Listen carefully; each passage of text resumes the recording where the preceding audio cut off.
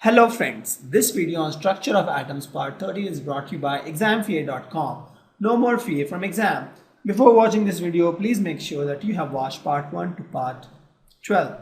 Let's come back to the atomic models. Let's discuss some developments that was the reason why Bohr came with this Bohr model. The first thing was the dual character of electromagnetic radiation. This talk was going on very extensively at that point of time. Now also, there were experimental results that shows atomic spectra, and on these two, Rutherford didn't have any answer. So these two were the development that happened that time, where the dual character of electromagnetic radiations were exposed, and also experimentally they showed the atomic spectra. These two developments led Bohr to think about a new model, and he came up with a new model. Before we discuss the Bohr model, let's discuss about the dual character of radiations, electromagnetic radiations, and the atomic spectra. Let's start with the dual character of electromagnetic radiations. Let's talk about dual character of electromagnetic radiation.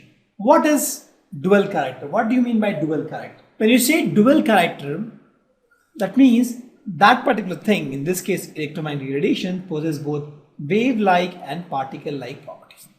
So what is wave-like and particle-like property? Let's see that. When you say wave nature, it has properties such as diffraction. For example, if you see, there's water also has wave-like property. If you block this water, again it follows the same pattern from the holes, right? It comes out. Like any waves has this diffraction property. If you see interference, water also, if you see, there are bubbles of water, you drop 2 or 3 stones here, these waves come and they interfere. These are a common property of a wave. So wave, when you think of wave, you think of diffraction and interference. When you think of particle, you think of something like ball. You hit the ball, it comes back, right? You see, you hit the ball, it comes back. You hit the ball, it comes back. This is what a particle does. You hit it, it comes back, right? So this is what a particle nature is. For example, if you see black body radiations, photoelectric effect, the variation of heat capacity as temperature, the line spectra. These are all particle nature of electromagnetic radiations. These are wave nature of electromagnetic radiations. We'll discuss all this in detail. Just understand that when you talk about wave, you think of diffraction and interference. When you talk about particle, you think of a ball. You hit it, it comes back, right? So let's talk more about the wave nature of electromagnetic radiation. So this guy Maxwell in 1870 suggested that when any electrically charged particle, please note it has to be electrically charged particle, and that moves under acceleration, accelerating electric and magnetic field is produced. These electromagnetic radiations are produced, and these fields are transmitted in the form of waves, and these waves are called electromagnetic waves. For example, light is an electromagnetic wave. And if you see here, the electric field and the magnetic field are perpendicular. If you see, this is my red is my electric field and blue is my magnetic, and they are perpendicular to each other, and they vibrate in two mutually perpendicular planes. And the wave nature means it should show diffraction and interference behavior. And we know that electromagnetic radiation shows diffraction and interference behavior. And if you notice that this electromagnetic waves, if you see, as I told, they have this electric and magnetic field, and they vibrate mutually perpendicularly. And unlike sound waves if you see, or water waves, these electromagnetic waves, they don't require medium and can move in vacuum. So one more property of the electromagnetic wave is that it's a wave and they don't require medium. And frequency, it is frequency and wavelength. These are the units which are used to represent the electromagnetic radiations, and wave number is also used to describe waves. Wave number is nothing but 1 by wavelength, right? And the SI unit of frequency is hertz. We have done all this thing in the past classes, that's why I'm not repeating that, but just this is to make you understand that electromagnetic wave is a wave. It has wave nature, but that's obvious, so we should not spend much time on that. But we will study different types of electromagnetic radiations, and this is like this. The electromagnetic radiation, if you see, This is my wavelength. Wavelength starts from 10 to the power minus 6 to 10 to the power 8, and this is my frequency. So if you see all the radio waves which we have, they have huge wavelength, 10 to the power 4 meter. That is as big as a very huge building. So this is the wavelength of the radio waves, right? And then we have microwaves, infrared waves, and these are the visible spectrum we have from red to blue, Vibgyor, right? Vibgyor we have violet, indigo, then blue, yellow, orange, red. And if you see, this is my wavelength 750. This is the wavelength in nanometers. So this is my whole electromagnetic spectrum. It consists of, you start from radio waves and you end in gamma rays, X-rays, UV rays, everything is part of electromagnetic radiation. This is my electromagnetic spectrum. If you want to visualize this in this fashion, also you can do that. So if you see, the wavelength of radio waves is almost 1000 meter, almost size of a building.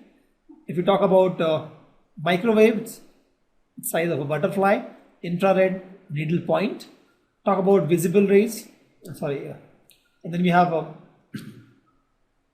visible rays has also very small wavelength and high frequency.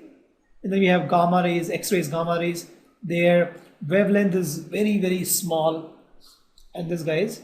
And if you notice here, the gamma rays, if you see, the frequency is so high, very high frequency. And the wavelength is so small that even if there is a wall, right, it crosses that. If there is a thin, big tin or big biscuit, bag, building, it will cross everything. Why? Because the wavelength is very small. It's at the nuclei level. The nuclei level. X-rays can also cross, but if you see the bones and all, it won't cross, right? And that's why you see it's the atomic level. The size of the X-ray is almost, the wavelength of X-ray is almost equal to the atoms. And if you talk about radio waves also, if you see the frequency of we have a lot of problems that the radio signals are not getting fine, so we put a big antenna and then we get good signals. The reason because the radio signals have a very long wavelength and very less frequency. They don't have good penetration power and the wavelength is very high. So it takes time, or it could not cross the building now properly. So you have the signal problem.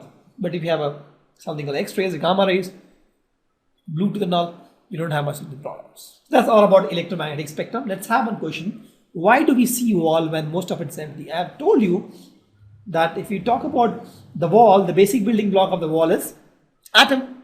In an atom, you have 99% empty space. So if the basic building block of something is atom and then it's 99% empty space, this guy also has 99% empty space.